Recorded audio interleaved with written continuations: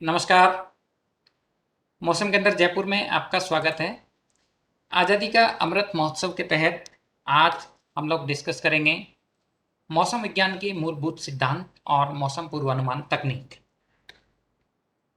सबसे पहले बात करें यदि बेसिक कॉन्सेप्ट्स की, तो वेदर और क्लाइमेट दो ऐसे टर्म हैं जिसमें ज़्यादातर हम लोगों को कन्फ्यूजन होता है। तो सबसे पहले बात करें यदि वेदर की, तो वेदर किसी भी स्थान का किसी समय विशेष पर एटमॉस्फेयर की प्रेजेंट स्टेट को रिप्रेजेंट करता है। यानी कि हमारे आसपास जो एटमॉस्फेयर की कंडीशंस है वही वेदर कहलाता है। और क्लाइमेट की यदि बात करें तो किसी भी पर्टिकुलर लोकेशन पर किसी लंबे समय अंतराल में एवरेज वेदर कंडीशंस को क्लाइमेट के रूप में जाना जाता है। हम देखते हैं कि हमारे आसपास डे टू डे वेदर में वेरिएशन होता है। कभी रेनी होता है, कभी क्लियर स्काई होता है, कभी ड्राई होता है। जयपुर में यदि देखें तो 2 दिन पहले एकदम क्लियर स्काई था, ड्राई वेदर कंडीशंस थी, लेकिन पिछले 2 दिन से एक बार फिर से वेदर में चेंजेज हो रहा है। आप देख रहे हैं कि लगातार जो है वो हेवी रेनफॉल भी ईस्ट राजस्थान में रिपोर्ट हो रहा है। एक पूरी तरह से आसमान में बादल छाए हुए हैं। तो ऐसे क्या फैक्टर्स हैं जिसकी वजह से हमारे आसपास का जो वेदर है वो वेरी करता है, चेंज होता है। तो तीन मुख्य फैक्टर्स हैं, मुख्य घटक हैं जिसकी वजह से हमारे आसपास वेदर कंडीशंस जो है वो बदलती है। उसमें सबसे पहले जो फैक्टर है वो सोलर रेडिएशन है, यानी सूरज से आने वाली रोशनी है, हीटिंग है। नंबर टू वाटर वेपर है, यानी उस लोकेशन पे हवाओं के साथ में कितनी नमी की मात्रा सप्लाई हो रही है। नंबर तीन जो है वो एटमॉस्फेरिक प्रेशर है। आप देखते हैं कि एटमॉस्फेरिक प्रेशर में डायरनल वेरिएशन भी होता है, यानी कि दिन में टेम्परेचर बढ़ने से प्रेशर घटता है, रात में टेम्परेचर डाउन होता है तो जनरली प्रेशर बढ़ता है। इसके अलावा कभी कभी लो प्रेशर सिस्टम्स बनते हैं। आपने देखा होगा, सुना होगा कि एक लो प्रेशर सिस्टम बना है, हेवी रेन का चांस है, या इंटेंस लो सिस्टम बनते हैं जब कभी तूफान या साइक्लोन वगैरह आते हैं। तो ये तीन मेन फैक्टर्स हैं जिसकी वजह से हमारे आसपास का वेदर जो है वो वेरी करता है। अब बात करें यदि बेसिक कॉन्सेप्ट्स की, कि जनरली जब वेदर एक्टिविटी होती है तो क्लाउड्स जो है वो कैसे फॉर्म होते हैं। सबसे पहले यदि मैं बात करूं कि क्लाउड्स के बनने का जो बेसिक प्रिंसिपल है, क्योंकि हम जानते हैं कि जो मॉइस्ट एयर है, यानी हवा में यदि नमी की मात्रा ज़्यादा है, नम हवा है, तो उस एयर पार्सल का जो वेट है वो ड्राई एयर के कंपेरिजन में कम होगा। यानी मॉइस्ट एयर जो है वो लाइटर होगी देन द ड्राई एयर। तो जो एयर पार्सल लाइटर होगा वो नेचुरल सी बात है ऊपर की ओर उठेगा। और बादल बनने का जो बेसिक सिंपल लेमैन लैंग्वेज में भी देखें तो मेन कॉन्सेप्ट यही है कि जब नम हवाएं ऊपर की तरफ उठती हैं तो ऊपर उठकर वो एक्सपेंशन होता है और as a resultant adiabatic cooling होती है। कूलिंग होने से एक ऐसा लेवल आएगा जब एयर पार्सल जो है वो कंडेंस हो जाता है, यानी कंडेंसेशन लेवल होगा। उसके बाद जो पार्सल का जो मैक्सिमम सेचुरेट हो जाता है। फिर भी समटाइम्स हम देखते हैं कि एयर पार्सल जो है वो सराउंडिंग एयर के कंपैरिजन में यदि वार्म है तो एयर पार्सल कंटिन्यूसली ऊपर उठना चालू रहेगा और एज ए रिजल्टेंट क्लाउड का फॉर्मेशन होना शुरू हो जाएगा। टेक्निकली यदि बात करें तो एक लैप्स रेट हम लोग जानते हैं कि एटमॉस्फेयर में जैसे हम सरफेस से ऊपर की तरफ उठेंगे, ऊपर की तरफ जाएं तो तापमान में कमी होती है। तो the rate of change of decrease in the temperature with respect to height is known as lapse rate. यही यदि एटमॉस्फेयर हमारा ड्राई है तो जो लैप्स रेट है वो ज़्यादा होती है, 10 डिग्री सेल्सियस होती है पर किलोमीटर की रेट से डिग्री कूलिंग होती है। यही यदि एटमॉस्फेयर में काफ़ी मॉइस्चर अवेलेबल है, मॉइस्ट एयर पार्सल है, तो इन दैट सिचुएशन जो रेट ऑफ कूलिंग है वो काफ़ी कम हो जाती है because of condensation energy. So moist adiabatic lapse rate जो है करीब 6 डिग्री सेल्सियस पर किलोमीटर, यानी कि सरफेस से यदि हम 1 किलोमीटर ऊपर चले जाएं तो करीब 6 डिग्री सेल्सियस तापमान में गिरावट होती है। सिंपल यदि हम डायग्राम से देखें तो ये एक टेम्परेचर प्रोफाइल को रिप्रेजेंट किया हुआ है। ड्राई एयर है तो उसका लैप्स रेट यहाँ ज़्यादा दिखाया गया है और नॉर्मल जो एनवायरमेंटल जो लैप्स रेट है वो कंपेरेटिवली ड्राई से कम रहेगा। सिमिलरली यदि मॉइस्ट एडियाबेटिक लैप्स रेट है तो आप देखेंगे कि इसका जो लैप्स रेट है वो कम है comparative to environmental lapse rate. अब यदि बात करें टेम्परेचर प्रोफाइल की, एक क्लाउड के अंदर कैसा हो सकता है। सपोज ये अर्थ सरफेस है, यहाँ टेम्परेचर ग्राउंड पे 35 डिग्री सेल्सियस है। जैसे ही एयर पार्सल ऊपर की तरफ उठेगा तो कूलिंग होगा, तो आप देखेंगे कि किसी एक हाइट पर टेम्परेचर कम होकर 30 डिग्री आए। और ये बेसिकली जब पार्सल ग्राउंड से ऊपर की तरफ उठेगा तो ड्राई एडियाबेटिक लैप्सरेट से कूल होगा। एट ए पर्टिकुलर हाइट जब ये मैक्सिमम कंडेंस हो जाएगा या मैक्सिमम सेचुरेट हो जाएगा, देयर आफ्टर फर्दर ये पार्सल जो है ऊपर की तरफ उठेगा, लेकिन इस बार मोइस्ट एडियाबेटिक लैप्सरेट से ऊपर उठेगा। ये इसी प्रोफाइल को यदि क्लाउड के पॉइंट ऑफ व्यू से देखें तो जिस पॉइंट पे जो एयर पार्सल है वो मैक्सिमम सेचुरेट होता है, वही कंडेंसेशन लेवल कहलाता है, वहीं से ही क्लाउड का बेस जो है वो हमें दिखना शुरू होता है। इसके अलावा फर्दर आप देखेंगे कि यहाँ पे जो पार्सल का टेम्परेचर 22 डिग्री है, बट सराउंडिंग में 21 डिग्री, यानी कि क्लाउड के अंदर जो पार्सल का टेम्परेचर है वो अभी भी ज़्यादा है, वार्म पार्सल है, तो ये कंटिन्यूसली ऊपर की ओर उठेगा। एक लेवल ऐसा आएगा जब सराउंडिंग एयर का टेम्परेचर और पार्सल का टेम्परेचर इक्वल हो जाएगा, यानी कि अब जो है वो पार्सल फर्दर ऊपर की तरफ राइज नहीं करेगा। वही जो लेवल है वो उस क्लाउड का टॉप लेवल कहलाता है। सिमिलरली जो लिफ्टिंग प्रोसेस है वो समटाइम्स ओरोग्राफी भी रोल प्ले करती है। आप देख रहे हैं इस डायग्राम में कि यहाँ ये पहाड़ी है, इसकी वजह से भी जब मॉइस्ट एयर आती है तो फोर्सफुल्ली जो है वो ऊपर की तरफ लिफ्ट होती है। तो सिमिलर मैकेनिज्म यहाँ होता है, यहाँ पे भी ऊपर उठकर जो एयर है वो कूल होगी और कंडेंस होगी, as a resultant cloud form होगा। और एज ए रिजल्टेंट आप देखेंगे कि जो विंडवर्ड साइड है उस डायरेक्शन में काफ़ी रेन हो जाती है। और जैसे ही ये एयर मास जो है वो at the top of the mountain पहुंचेगा तो आप टेम्परेचर देखेंगे कि करीब -4 डिग्री सेल्सियस, -10 डिग्री सेल्सियस के आसपास यहाँ टॉप पहुंच जाएगा। एट दैट टाइम मॉइस्चर जो है वो एज ए रिजल्ट के रूप में ड्रेन आउट होगी। But on the opposite side यदि देखें तो चूंकि एयर पार्सल यहाँ पे काफ़ी कूल हो गया है और कूल होने से एयर पार्सल भारी हो जाता है। अब जब भारी एयर जो है, जो एयर पार्सल है, ये पहाड़ी के दूसरे साइड जो है वो अब डिसेंड कर, हेवी होने की वजह से ड्यू टू ग्रेविटेशनल फोर्स। और चूंकि जिस प्रकार एयर पार्सल के ऊपर उठने से एडियाबेटिक कूलिंग होती है, सिमिलरली यदि एयर पार्सल ऊपर हाइट से यदि ऊपर से नीचे की तरफ डिसेंड हो तो इन दैट सिचुएशन जो है वो वार्मिंग। तो आप देखेंगे कि यदि कोई ऑब्जर्वर इस पहाड़ी के अपोजिट साइड में या लीवर्ड साइड में खड़ा है तो उसको जो है वो वार्म एंड ड्राई एयर जो है वो आती हुई महसूस होगी। तो इसलिए ये जो साइड है वो रेन शेडो जोन है। इसके अलावा यदि कुछ डिस्कस करें कि थंडरस्टॉर्म एक्टिविटी होने के लिए क्या कंडीशंस होनी चाहिए, तो तीन जो मेन कंडीशंस जो हमने डिस्कस करी, यानी कि सोलर रेडिएशन सफिशिएंट होना चाहिए, यानी सरफेस हीटिंग जो है वो generally main important role play करता है।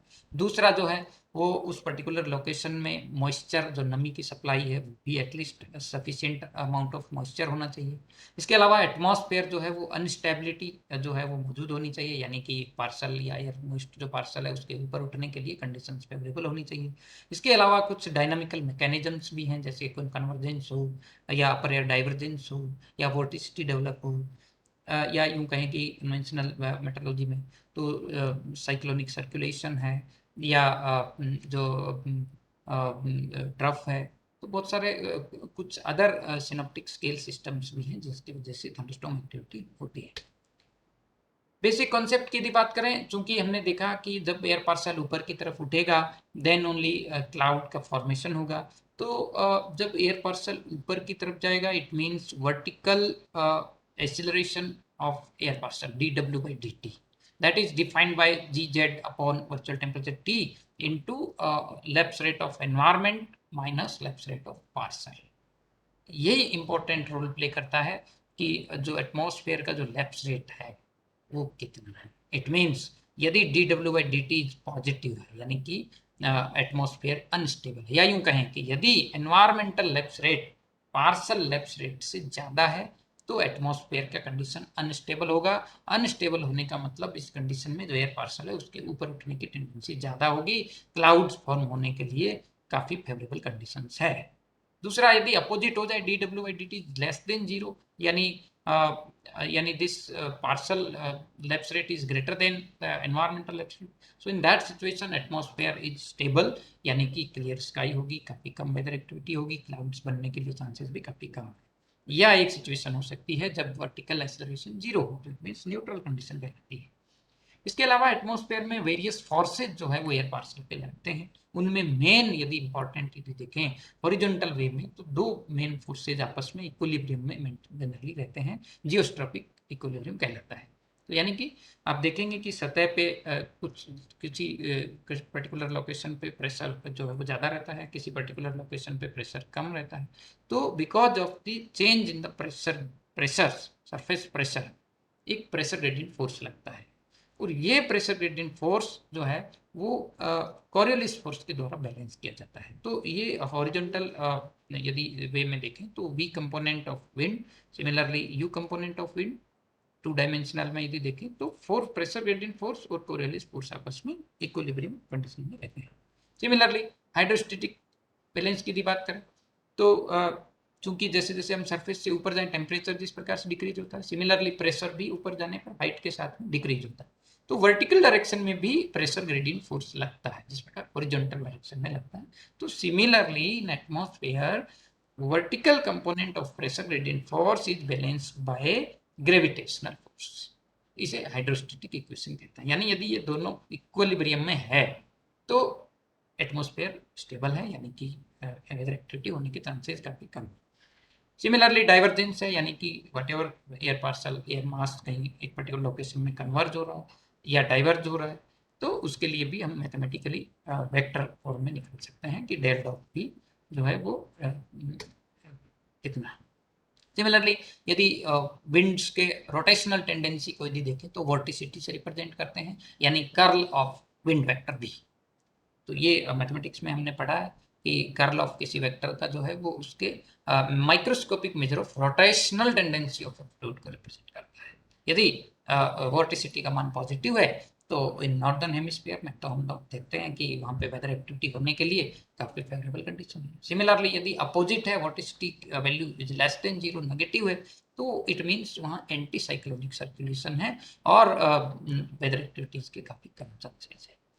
अब बात करते हैं weather forecasting tools and techniques. तो आजकल जो है वो काफ़ी एडवांस टूल्स एंड टेक्निक मौसम विभाग के पास अवेलेबल है, और उसमें सबसे पहले यदि टूल की बात करें तो सिनॉप्टिक मेथडोलॉजी एक वेदर फोरकास्टिंग टूल है, यानी कन्वेंशनल वेदर फोरकास्टिंग टेक्निक, जो आज से 20-30 साल पहले भी इस टेक्निक का उपयोग किया जाता था। इसके अलावा climatology, satellite and radars are also the advanced tools specially for short range forecast, nowcast के पॉइंट ऑफ व्यू से बहुत इंपॉर्टेंट है। न्यूमेरिकल वेदर प्रिडिक्शन सबसे powerful tool, very reliable, highly accurate. So numerical weather prediction is also very advanced weather forecasting tool. इसके अलावा observational network की बात करें तो RSRW observation, pilot balloon observation, बहुत अपर एयर ऑब्जर्वेशन के लिए काफ़ी एडवांस टेक्निक्स हैं। तो बात करते हैं synoptic method. Basically weather forecast is an initial value problem है, यानी कि यूं कहूँ कि अगले 2 दिन बाद जयपुर में मौसम कैसा रहेगा ये बताने के लिए सबसे इम्पॉर्टेंट ज़रूरत है कि आज जो है वो एटमॉस्फेयर का स्टेट कैसा है, मुझे ये पता होना चाहिए। I have to assess the present state of the atmosphere. तो 6 मेन पैरामीटर्स है जो सिनॉप्टिक मेट्रोलॉजी के लिए काफ़ी यूजफुल पैरामीटर्स है। उसमें सबसे वन जो नंबर पे है वो टेम्परेचर, दूसरा wind, humidity, rainfall, visibility and clouds. ये 4 जो मैंने रेड कलर में दिखाए हैं ये जो है वो वेरी इंपॉर्टेंट पैरामीटर्स हैं स्पेशली वेदर एक्टिविटी होने के लिए। तो सिनॉप्टिक मेथड में ये जो ऑल जो मेट्रोलॉजिकल पैरामीटर्स है इनका कंटिन्यूस रियल टाइम पे ऑब्जर्वेशन बहुत जरूरी है। देन अलग अलग स्टेशंस का यदि ऑब्जर्वेशन है तो हम लोग उसको एक पर्टिकुलर चार्ट पे लेके एनालाइज कर सकते हैं कि विंड जो है विंड का डायरेक्शन क्या है, टेम्परेचर कहाँ कम है, कौन से लोकेशन पे टेम्परेचर ज़्यादा है। रेनफॉल का भी हम प्लॉट करके देख सकते हैं हॉरिजॉन्टल वे में कि over which part some weather activity already हो चुकी है या होने की कंडीशन में है। सिमिलरली मॉइस्चर भी देख सकते हैं।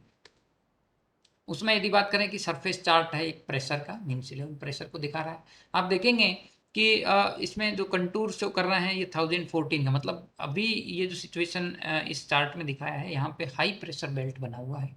इधर अरेबियन सी में भी हाई प्रेशर बेल्ट है, यहाँ भी हाई प्रेशर बेल्ट है, इधर एक लो प्रेशर एरिया है। यहाँ यदि देखेंगे तो सबसे कम प्रेशर रिप्रेजेंट हो रहा है, हेयर ऑल्सो लो प्रेशर। तो जो सरफेस ऑब्जर्वेटरीज है, not only in Indian country बल्कि सराउंडिंग नियर बाई कंट्रीज का भी डाटा जो है वो मेट्रोलॉजिकल कम्युनिटी में शेयर होता है और बहुत इंपॉर्टेंट रोल प्ले करता है। तो ये एक सरफेस चार्ट है, टिपिकल सरफेस चार्ट। इसमें हम देख के बता सकते हैं कि कौन से लोकेशन पे लो प्रेशर एरिया है, कौन से क्षेत्र ऐसे हैं जहाँ पे हाई प्रेशर बेल्ट बना हुआ है।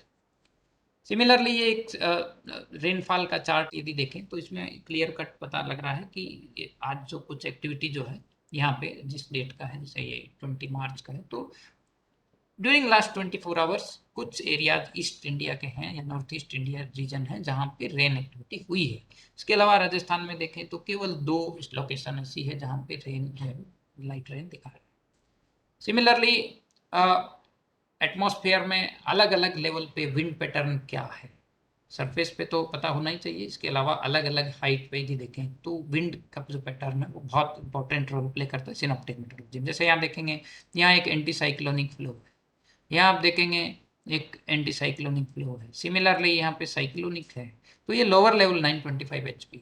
सिमिलरली इसके ऊपर यदि देखें 1.5 किलोमीटर हाइट पे विंड पैटर्न कैसा है, तो ये इंडियन रीजन के ऊपर में पूरा अपने को एनालाइज करना पड़ेगा कि यहाँ देखेंगे कि यहाँ पे एक फिर north west India waste India के ऊपर में एक एंटी साइक्लोनिक फ्लो है। तो wind pattern is very important. Upper air charts अलग अलग लेवल के हम देख के पता लगाएंगे कि क्या कोई वर्टिसिटी डेवलप हो रहा है या कोई कन्वर्जेंस या डाइवर्जेंस डेवलप हो रहा है। सिमिलरली 500 HP में देखेंगे तो वेस्टर्ली में ट्रफ है, यहाँ पे पीछे आ रहा है। सिमिलरली आप देखेंगे ईस्ट इंडिया ईस्टर्न पार्ट में भी यदि देखेंगे तो यहाँ पे वेस्टर्ली में फीबल ट्रफ जो देख सकते हैं। और ऊपर यदि देखें तो 200 HP का विंड भी दिखा रहा है, ये वेस्टर्ली जेट्स को रिप्रेजेंट कर रहा है। और जो ट्रफ जो हम देख रहे थे वो नॉर्थ ईस्ट इंडिया में, वो भी इसमें भी दिखा रहा है। नेक्स्ट जो मेथड है वो काफ़ी एडवांस्ड जो मेथडोलॉजी की बात हम करते हैं, न्यूमेरिकल वेदर प्रिडिक्शन। तो बेसिकली न्यूमेरिकल वेदर प्रिडिक्शन क्या है? इट इज कंप्यूटर प्रोग्राम है जो किसी पर्टिकुलर फ्यूचर टाइम स्केल पे मेट्रोलॉजिकल इंफॉर्मेशन को फोरकास्ट करता है या मेट्रोलॉजिकल कंडीशंस को रिप्रेजेंट करता है। न्यूमेरिकल वेदर प्रिडिक्शन नेम से क्लियर है कि it is a set of equations, यानी कि जो present state of the atmosphere है, इनिशियल वैल्यूज जो है, उसके आधार पे future state of the atmosphere को डिराइव करना है या सॉल्व करना है कुछ इक्वेशंस को। वो जो टेक्निक है वही न्यूमेरिकल वेदर प्रेडिक्शंस कहलाती है। Basically it uses some sets of equations and these are known as primitive equations, and these equations are generally non-linear differential equations। Computer high performance computer की help से based on today's initial value conditions ये equations को solve करते हैं और future time scale पे various meteorological information को forecast करते हैं। आईएमडी में आजकल various types of advanced models use हो रहे हैं।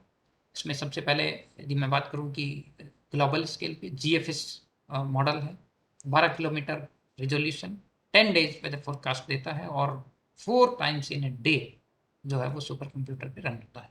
इसके अलावा रीजनल मॉडल्स भी हैं, WRF में, जो थंडरस्टॉर्म एक्टिविटीज़ के लिए काफ़ी यूजफुल है। साइक्लोन्स के लिए भी hurricane WRF model 5 days forecast देते हैं। एनसेम्बल मॉडल प्रिडिक्शन भी रिसेंटली पिछले 2-3 सालों से आईएमडी में काफ़ी एडवांस्ड मॉडल है। इसके अलावा साइक्लोन प्रिडिक्शन के लिए काफ़ी यूजफुल पैरामीटर्स है, genesis potential parameter, cyclonic intensity prediction का है, ट्रैक का है, rapid intensification. Then apart from this various other organisations like NCMR-WF, ECMWF, then international agencies के भी अपने मॉडल्स हैं जो कि काफ़ी फोरकास्ट जो है वो इंडियन रीजन के लिए भी अवेलेबल है। न्यूमेरिकल वेदर प्रेडिक्शन की बात करें तो बेसिकली जो आईएमडी हम लोग जनरली यूज करते हैं, तो करीब नेक्स्ट 5 डेज का वेदर फोरकास्ट और वार्निंग हम लोगों को हम इशू करते हैं। इसमें सबसे इम्पोर्टेंट जो है वो 24 आवर्स का जो है वो मतलब डे 1 का जो वेदर फोरकास्ट और वार्निंग्स इशू करना है, तो जो डे 1 के जो शॉर्ट रेंज फोरकास्ट है उसको जनरली नाउकास्ट कहते हैं। नाउकास्ट के लिए रडार है, satellites are very useful tools हैं। इसके अलावा रीजनल मॉडल्स की यदि बात करें तो रीजनल मॉडल्स जैसे WRF है, इसके अलावा यूनिफाइड मॉडल्स भी आजकल यूज हो रहे हैं। ग्लोबल स्केल के फिनोमेनाज को यूज करने के लिए ग्लोबल मॉडल्स काफ़ी यूजफुल है, जिसमें IMD में GFS है, GEFS है, ये ग्लोबल मॉडल्स हैं जिसका जो फोरकास्ट है वो नेक्स्ट 5 डेज के लिए काफ़ी यूजफुल है। इसके अलावा मल्टी मॉडल एनसेम्बल फोरकास्ट भी रिसेंटली IMD में यूज किया जा रहा है। बात करें यदि आज के एक मॉडल फॉर प्रोडक्ट की, तो एक टिपिकल एग्जाम्पल यदि देखें, ये आज आप देखेंगे कि 18 अक्टूबर को 0 UTC यानी आज मॉर्निंग का विंड पैटर्न को बता रहा है एट 850 HPA पे। आप देखेंगे कि आज पूर्वी राजस्थान में काफ़ी अच्छा रेन एक्टिविटी हुई है। कुछ एक पॉकेट्स में हेवी रेनफॉल भी रिपोर्ट हुआ है। जयपुर, भरतपुर, कोटा डिवीजन में, स्पेशली उदयपुर डिवीजन में भी काफ़ी अच्छा रेन हुआ है। तो विंड पैटर्न के पॉइंट ऑफ व्यू से यदि देखें तो आप देखेंगे कि ये ईस्टर्न इंडिया के ऊपर में एक सर्कुलेशन जो है वो बना हुआ है। Then eastern Bay of Bengal से यदि देखें तो काफ़ी स्ट्रॉन्ग मॉइस्चर जो है वो फीडिंग हो रहा है। देन एक सर्कुलेशन भी बना हुआ है, और बंगाल की खाड़ी से जो हवाएं आ रही हैं उसके साथ में काफ़ी good amount of moisture supply हो रहा है। इधर रेनफॉल फोरकास्ट को देखेंगे तो ईस्टर्न पार्ट ऑफ राजस्थान में आज भी जो है वो रेनफॉल काफ़ी रिपोर्ट मतलब फोरकास्ट है मॉडल का। देन आप देखेंगे कि ये जो एरिया है specially western part of UP and adjoining area में काफ़ी strong rainfall, good amount of rainfall होने के लिए पॉसिबिलिटी है। सिमिलरली यदि फोरकास्ट 19 अक्टूबर का देखें, डे 2 का या 48 आवर्स का, तो आप देखेंगे जो सर्कुलेशन यहाँ ईस्ट राजस्थान के ऊपर बना हुआ था डे 2 में आफ्टर 24 आवर्स, ये सिस्टम स्लाइटली ईस्टवर्ड डायरेक्शन में मूव कर रहा है और हमारे रीजन के ऊपर में नॉर्दर्ली विंड्स का इम्पैक्ट शुरू हो जाएगा। और रेनफॉल में देखें तो आप देखेंगे कि ड्राई वेदर कंडीशंस बनना शुरू हो गए। तो कुल मिलाकर ये day day to day basis पे मॉडल रन होते हैं। वेरियस प्रोडक्ट्स जो है वो इसमें दिखाई देंगे, और बहुत सारे प्रोडक्ट्स का आपस में एनालाइज करना पड़ता है। लोअर लेवल में विंड पैटर्न क्या है, अपर लेवल में क्या है, देन मॉडल का स्टेबिलिटी क्या है, मॉडल का रिलायबिलिटी क्या है, वेरियस मॉडल्स का एनालाइज कर जो है फाइनल फोरकास्ट लिया जाता है। इसके अलावा यदि किसी पर्टिकुलर पिन पॉइंट फोरकास्ट यदि देखना है, सपोज जयपुर के लिए यदि आज का मैं फोरकास्ट देखूँ तो ये 10 डेज के लिए मेटियोग्राम्स भी अवेलेबल। आप देखेंगे 18 अक्टूबर का मैं इसमें रेनफॉल देख सकता हूँ कि आज 18 को दोपहर या शाम तक बादल भी रिप्रेजेंट कर रहा है एटमॉस्फेयर में, इधर रेन भी रिप्रेजेंट कर रहा है। लेकिन 19 के बाद अगले 8-10 दिन जो है पूरी तरह से ड्राई वेदर रहेगा। यानी कि ये मेटियोग्राम एक ऐसा पिक्टोग्राम है जिसमें all types of meteorological information for next 10 days के लिए फोरकास्ट अवेलेबल है। आप देखेंगे कि मॉइस्चर यदि देखें तो मॉइस्चर भी देखें 2-3 दिन बाद में काफ़ी कम हो जाएगा एक बार फिर से। टेम्परेचर भी कैसे चेंज हो रहा है आप देख सकते हैं। सिमिलरली वेरियस थर्मोडाइनमिकल पैरामीटर्स भी हैं। फ्रीजिंग लेवल यदि देखें यानी 0 डिग्री टेम्परेचर लाइन देखें तो 600 HPA से ऊपर है, 500 एंड 600 के बीच बेसिकली ये फ्रीजिंग लेवल है। विंड पैटर्न भी आप देख सकते हैं लोअर लेवल में अभी स्लाइटली ईस्टर्ली कंपोनेंट है, 2 दिन बाद देखेंगे तो वेस्टर्ली हो जाएगा अराउंड 21 अक्टूबर। अपर एयर में भी देख सकते हैं moisture means all types of weather meteorological information आ रहा है। नेक्स्ट यदि बात करें नाउकास्ट टूल की तो सेटेलाइट एंड रडार जो है वो वेरी इंपॉर्टेंट टूल्स है।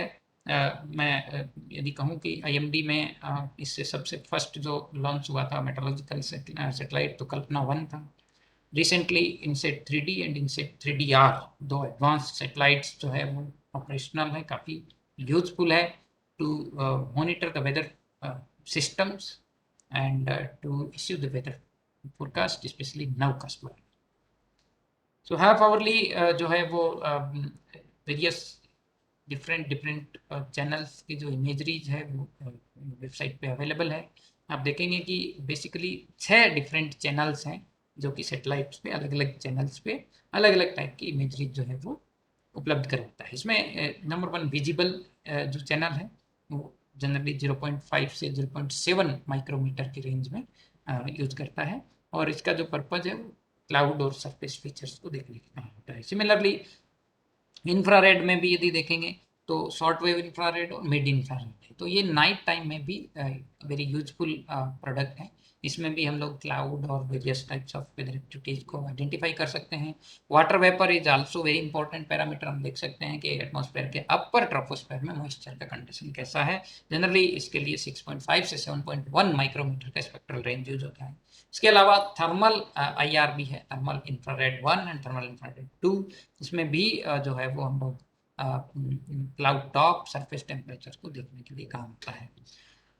ये कुछ टिपिकल सैटेलाइट इमेजेज है। इसमें हम लोग देख सकते हैं कि कौन से पर्टिकुलर एरिया जो है वो आइस कवर्ड है, कौन से एरियाज में लो क्लाउड है।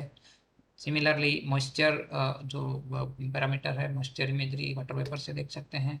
ये एक एनिमेशन जो दिख रहा है, इसमें आप देख सकते हैं कि क्लियर कट जो नॉर्थ वेस्ट जो इंडिया का रीजन में ये एक हेवी फ्लड या हेवी रेनफॉल इवेंट हुआ था J&K, तो उसका एक एनिमेशन जो आपको दिखा रहा है, एक वेस्टर्न डिस्टर्बेंस है, कंटिन्यूस जो मॉइस्चर है वो यहाँ पे जाके कन्वर्ट। तो ये सेटेलाइट प्रोडक्ट से हम लोग काफ़ी सारे वेदर पैरामीटर्स को मैनेज कर सकते हैं।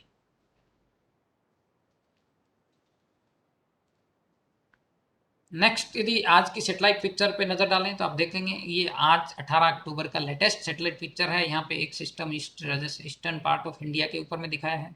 देन दूसरा जो है वो ईस्ट राजस्थान के ऊपर भी क्लाउड कवर है। इधर यूपी के कुछ पार्ट्स में जो है वो रेन का सिस्टम जारी है। वहीं साउथ वेस्ट राजस्थान देखें, जैसलमेर जोधपुर एरिया, तो यहाँ पे बारिश जो है वो बिल्कुल भी फिलहाल नहीं है, यानी क्लियर स्काई वेदर जो है वो बना हुआ है। Next come to radar. Short में यदि बात करें तो radar is also very powerful tool, specially for short range forecast के लिए। इसमें अलग अलग फ्रीक्वेंसी बैंड यूज की जाती है। जनरली वेदर फोरकास्ट में S, C और X बैंड जो है वो ज़्यादा यूज किए जाते हैं। मौसम विभाग जयपुर, मौसम केंद्र जयपुर में Doppler weather radar, advanced dual polarimetric Doppler weather radar C band radar लगा हुआ है, जो कि 2 से 4 गीगाहर्ट्ज फ्रीक्वेंसी रेंज पे काम करता है। डॉपलर वेदर रडार का जो बेसिक प्रिंसिपल है वो डॉपलर इफेक्ट है। हमने साइंस में पढ़ा होगा कि whenever there is a relative motion between the source and wave, so the frequency and the phase of the reflected part of the wave will get changed। तो इसी प्रिंसिपल पे जो रडार है वो क्लाउड्स का है, पिन पॉइंट लोकेशन, क्लाउड्स का condition, उसमें कितना वाटर कंटेंट अवेलेबल है, क्लाउड का जो 2 डायमेंशनल स्ट्रक्चर को रिप्रेजेंट करता है, movement of the system, intensification, all types of जो इन्फॉर्मेशन है पिन पॉइंट बेस पे जो करने में काफ़ी सक्षम है। इसमें रिफ्लेक्टिविटी है, रेडियल वेलोसिटी है, स्पेक्ट्रल विड्थ, वेरियस प्रोडक्ट्स जो है वो अवेलेबल है। आप देखेंगे कि रडार का जो एंटीना है वो बेसिकली एक माइक्रोवेव एक सिग्नल को ट्रांसमिट करता है। व्हेनेवर जब भी एटमॉस्फेयर में कोई क्लाउड होगा यानी वाटर ड्रॉपलेट्स होगा, तो वो वेव उस क्लाउड वाटर ड्रॉपलेट से टकरा के कुछ पार्ट जो है वो अगेन रिफ्लेक्ट बैक, और रिफ्लेक्टेड जो वेव होगा उसमें जो है वो